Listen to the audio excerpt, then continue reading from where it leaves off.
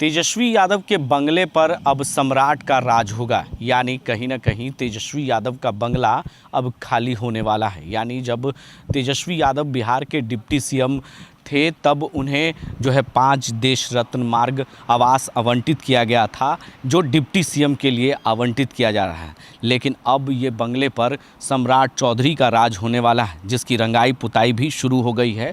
और सम्राट चौधरी अब इस बंगले में आएंगे, क्योंकि सम्राट चौधरी और विजय कुमार सिन्हा 2 बिहार के डिप्टी सीएम हैं। ऐसे में सरकार बदलने के बाद भी नेता प्रतिपक्ष के तौर पर तेजस्वी यादव इसी बंगले में रह रहे थे। लेकिन अब ये बंगला खाली हो जाएगा और सीधे तौर पर यह बंगला अब जो है सम्राट चौधरी को आवंटित किया गया है। सूत्रों के हवाले से खबर जानकारी मिली है कि भवन निर्माण विभाग ने इस बंगले को खाली करने के लिए 2 नोटिस दे चुके हैं। और ऐसे में नेता प्रतिपक्ष तेजस्वी यादव इस बंगले को खाली करके अब एक पोलो रोड में, यानी पोलो रोड में जाएंगे, क्योंकि वहाँ पर नेता प्रतिपक्ष का बंगला है। लेकिन फ़िलहाल अभी तेजस्वी यादव 5 देश रत्न मार्ग में ही रह रहे हैं। लेकिन अब उन्हें बंगला खाली करना होगा, क्योंकि बिहार के डिप्टी सीएम सम्राट चौधरी अब इस बंगले में रहेंगे, जिस बंगले की रंगाई पुताई भी शुरू हो गई है। और कहा जा रहा है कि शुभ मुहूर्त देखकर, यानी शुभ समय और शुभ मुहूर्त देखकर तेजस्वी यादव जो है बंगले को खाली करेंगे। और शुभ मुहूर्त देखकर सम्राट चौधरी, जो बिहार के डिप्टी सीएम हैं, वो इस बंगले में आएंगे। यानी विजयदशमी के दिन, यानी दशहरा पूजा के समय में इस बंगले में सम्राट चौधरी प्रवेश करेंगे। उसका पूजा पाठ होगा, गृह प्रवेश करेंगे और उसके बाद जो है इस बंगले में सम्राट चौधरी रहने के लिए आएंगे। ये सूत्रों के हवाले से जानकारी मिली है कि सम्राट चौधरी ने को ये बंगला आवंटित किया गया है और इस बंगले में जो है जल्द ही सम्राट चौधरी भी रहेंगे। तो ऐसे में नेता प्रतिपक्ष को ये बंगला अब जल्द ही खाली करना पड़ेगा और खाली करके वो पोलो रोड में जाएंगे।